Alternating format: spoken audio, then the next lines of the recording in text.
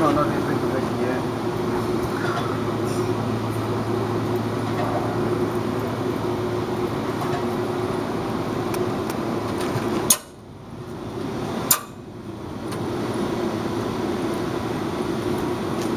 So, just have power exhaust. Any water out here? Atomizer coils? I don't think so. I didn't think so. What was the question? We have water to wash the coils. That's in spray. You know how many units are up here? You gotta walk and go get that thing filled all the time? We've designed it, bro. We've designed it. Maybe there's one on the edge. We could drop a hose over the side. I think by code you're supposed to have one within 50 feet, I believe. So I don't. It may be on that roof there. Yeah, Maybe they thought. Walk around with Is there a way to know which units are being controlled by Snyder on the power exhaust and which ones are being controlled by the internal? Do we have a list, or is there something shown inside the Schneider texted me this. We can go ahead and look right here for you guys that will be working on these. All the units that have, you'll notice on the IAQ sensor on the Prodigy board, these two wires are landed on the IAQ. That means the Prodigy is actually taking over the power exhaust. If you don't see the wires landed on the IAQ and it has a power exhaust, that means that's happening through your front end. I'll tell you this, most we're going to do, check see if there's power up here, filters are clean, the belts are fine, otherwise our contractor's coming to get it. Got it. Okay. So that's as much as we're probably going to, ain't touching those little two pads. Yeah, that thing right there. Yeah.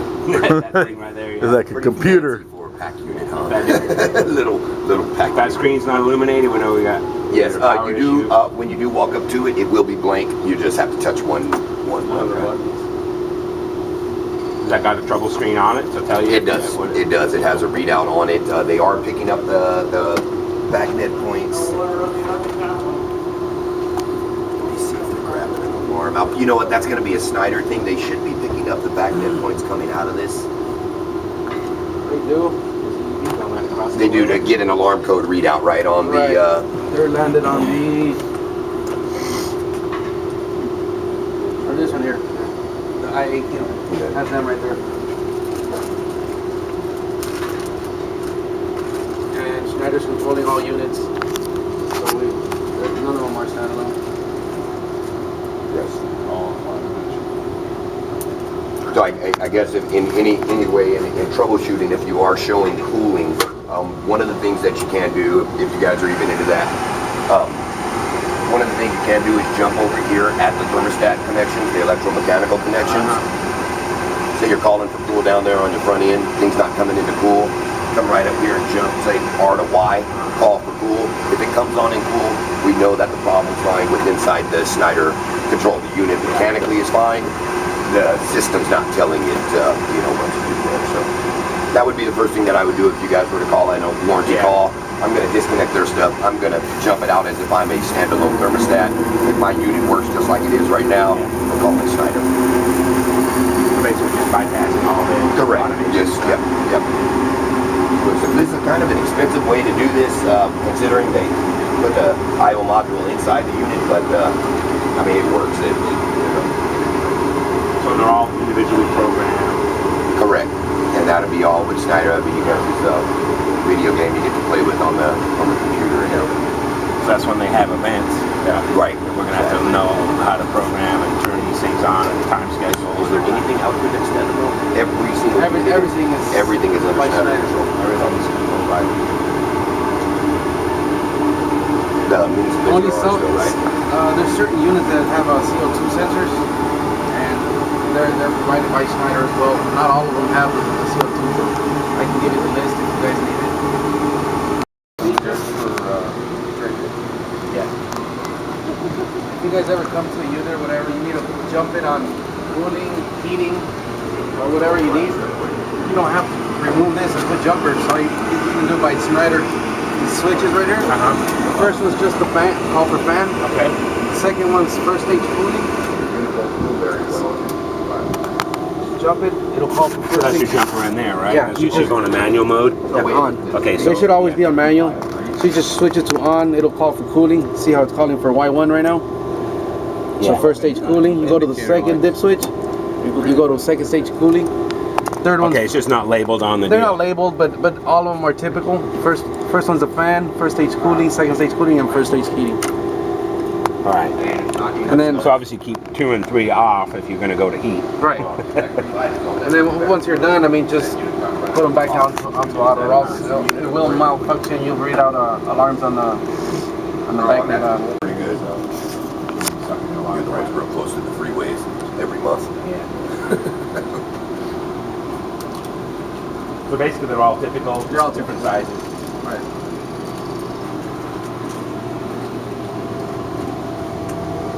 Except for the ones that have the seal system. Maybe this one or Snyder.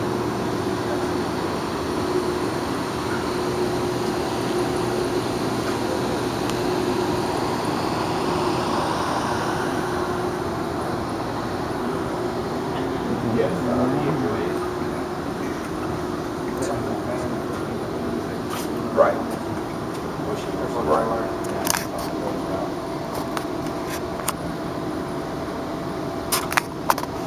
So just take the whole fixture off and then roll it towards you. Cut that zip tie. The only tricky thing just with the UVC emitters, remember, don't touch the bowl. Oh, okay. Like a halogen? Just like a halogen, exactly. Wear your white gloves. Or a rag or something. Is it like a twist-in bulb or Did you plug-in take a bulb? look at it? These were factory. I don't remember, we just- Yeah, we'll find out when we pull it out. Snap ins. He didn't give you much room to get to it. That's Yeah, for you sure. got And it. there's no access on that other side. No, that says fixed panel. Just those two screws, right? Yeah.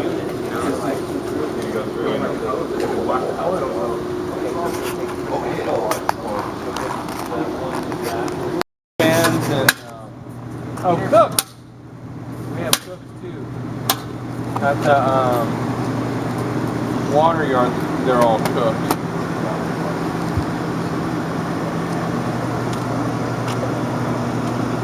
Snap. No, I just twisted.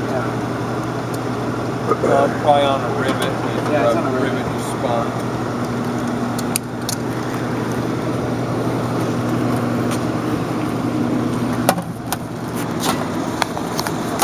Oh, Big old belt, huh? no direct drive? Big old belt. You do have your Zerks on there. Yeah. That's your Zerks and your upper and your lower, yep. Get those once a year. That one would be fun to get to. Yeah. Not this new though. Same thing, the Also controlled by Snyder. yeah, that stack the previous are really good unit.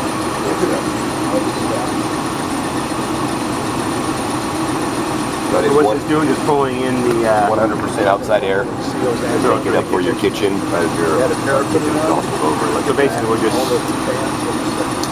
Yeah. Yeah. Making that up. we got one at the library and we're like, how the hell does this thing work? Right. So they didn't give an evac cooler on it, maybe because of Huntington Beach. So I don't know what's a hot day out here. 80s. 80s. Occasionally we'll get hotter, but not only for a little while. Yeah. So I mean, if you get that call from the kitchen kind of deal, like, it's the air blowing out of this. What turns this on? Every time you turn on that exhaust fan, this plus is turned on. How is that turned on? By a toggle on a hood or on a So wall. when the hood goes on, you know, people are here, you get to turn stuff on. But Yes. Then turn that on, turn on.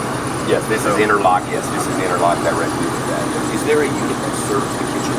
An actual air conditioner that serves the kitchen? Thermostatic control. Okay, good.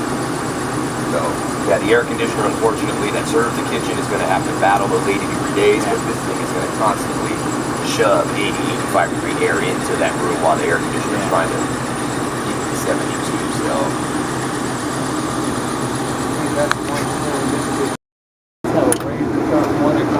Going on that one. Like this one here? No, they're about shin height. Oh. They're skylights, and they come to a razor sharp point. okay, we can see here with the Bressner units on the Previous, they come with an internal duct stat. Okay, we didn't drop this sensor down into the ductwork. As you can see, Schneider's taking control of the unit. So if we were going to run this thing standalone, this would have been mounted inside the supply duct, but again, because it is running through their system, they're taking that control. So if anybody sees the duct stat dangling there, it's not up. Were you guys the contractors that installed the fans, these exhaust fans Yes. and stuff? Yeah. So have they all been corrected? Because when we came up, we found there was water in those units. These fans had collected water and they were tilting back. They weren't drained. Oh, okay, yeah. Call a contractor. Hey, Jace.